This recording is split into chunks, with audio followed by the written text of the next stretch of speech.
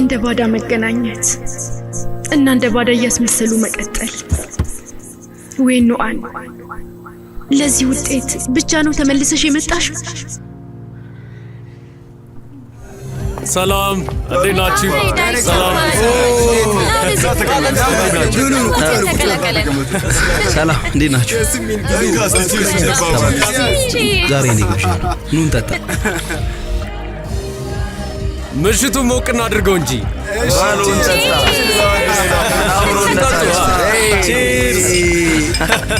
እንሂድ ቤት እንቀይር።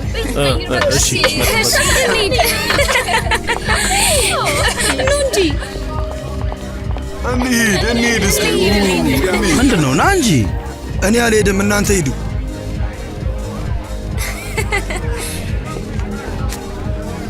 ለምን ተመለስ? ምን ነው ዛሬ ጨዋ ሆንክ?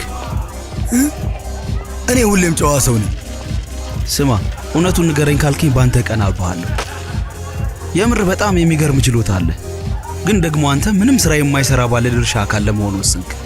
ሁሉ ቀን ሴት ተዋናዮች እንዳሳደድክ ብቻ ነው አይደል?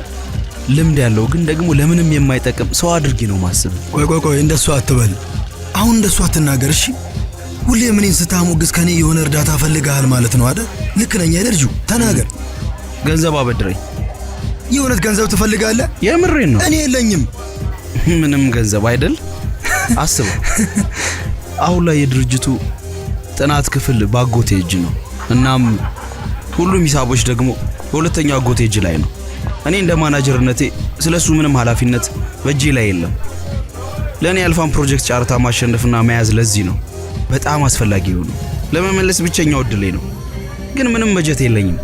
ስለዚህ እርዳኝ። መልስልኝ እንጂ አታፍጥጥብኝ። ምን? እኔ ምንም በጀት የለኝም። ለምንድን ነው የማይኖርህ? ምን ማለት ነው? ምን ያህል ንብረት እንዳለን ያውቃለሁ።